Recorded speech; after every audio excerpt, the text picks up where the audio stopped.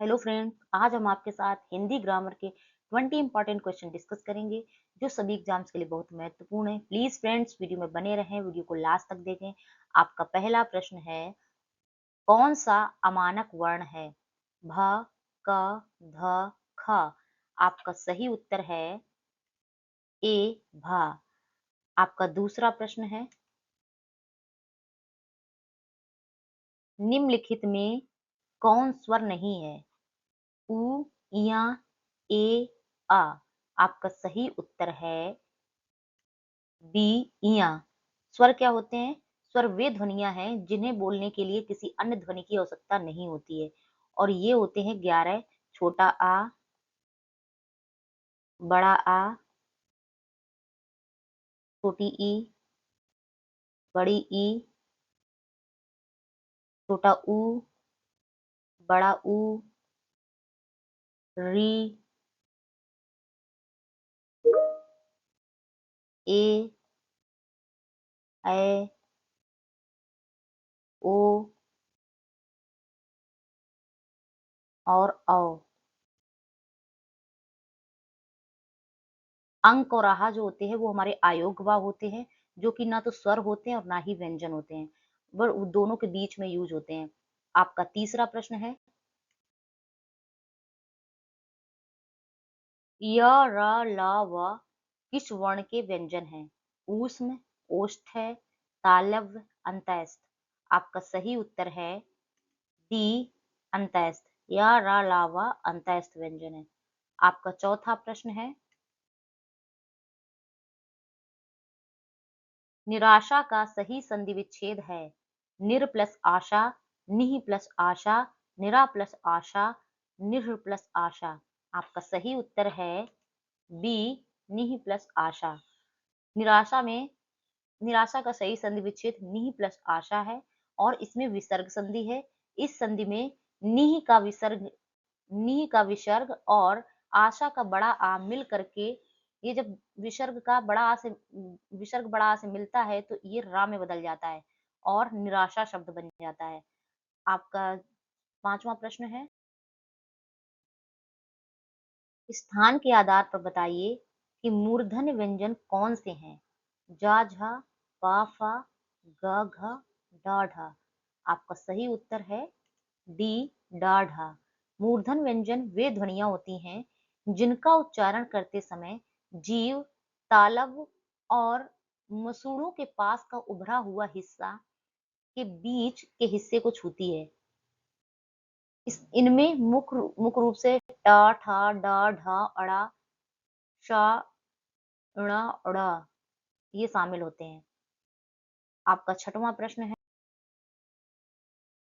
निम्न में से नासिक व्यंजन कौन सा है? इया, जा, सा, गा। आपका सही उत्तर है ए, इया। नासिक व्यंजन वे व्यंजन होते हैं जिनका उच्चारण करते समय वायु मुंह और नाक दोनों के द्वारा बाहर निकलती है और मुख के मार्ग में बाधा होती है। आपका सातवां प्रश्न है, क, ग, ज, फ ध्वनियां किसकी हैं? दक्षिणी भाषाओं की, अरबी फारसी की, संस्कृत की, अंग्रेजी की। आपका सही उत्तर है बी, अरबी फारसी की। आपका आठवां प्रश्न है, निम्नलिखित में से कौन सा वर्ण उच्चारण की दृष्टि से दंतय नहीं है? न, ट, त, द। आपका सही उत्तर है बी, टा। आपका नवां प्रश्न है, अनुज शब्द को स्त्रीवाचक बनाने के लिए किस प्रत्यय का प्रयोग करेंगे? ई, आ, ई, इक। आपका सही उत्तर है बी, आ। अनुज में जब हम आ ऐड कर देंगे तो वो हो जाएगा अनुजा, तो वो स्त्रीवाचक शब्द बन जाएगा, स्त्रीलिंग बन जाएगा। अनुज का स्त्रीलिंग अनुजा। प्रत्यय क्या होते हैं? प्रत्यय वो शब्दांश होते हैं जो किसी शब्द के अंत में जुड़ करके उसके अर्थ में परिवर्तन कर देते हैं, वो होते हैं हमारे प्रत्यय। आपका 10वां प्रश्न है, विज्ञान शब्द में प्रयुक्त उपसर्ग है ज्ञान, अन, विग, वी। आपका सही उत्तर है डी, वी। विज्ञान को जो हम अलग करते हैं तो बनता है वी प्लस ज्ञान। ज्ञान हमारा एक शब्द है जिसमें वी जो है हमारा उपसर्ग जुड़ करके नया शब्द विज्ञान बन गया। तो उपसर्ग वो शब्दांश होता है जो किसी शब्द के प्रारंभ में जुड़ करके उसके अर्थ में परिवर्तन कर देता है। आपका 11वां प्रश्न है, जिस समास के दोनों पद अप्रधान होते हैं वहां पर कौन सा समास होता है? तत्पुरुष, बहुब्रीहि, द्वंद्व, द्विगु। आपका सही उत्तर है बी, बहुब्रीहि। आपका 12वां प्रश्न है, गगनचुंबी में कौन सा समास है? अव्ययी भाव, तत्पुरुष, कर्मधारय, बहुव्रीहि। आपका सही उत्तर है बी, तत्पुरुष। गगनचुंबी में तत्पुरुष समास है जिसमें को कारक चिन्ह के कारण कर्म तत्पुरुष का प्रयोग हुआ है क्योंकि इसका समास विग्रह गगन को चूमने वाला होता है। आपका 13वां प्रश्न है, निम्न में कौन सा यौगिक शब्द है? पुस्तक, विद्यालय, योगी, लेखक। आपका सही उत्तर है बी, विद्यालय। यौगिक शब्द वे शब्द होते हैं जो दो या दो से अधिक सार्थक शब्दों के मेल से बनते हैं जिनके खंड करने पर दोनों खंडों का अलग अलग अर्थ निकलता है। आपका 14वां प्रश्न है,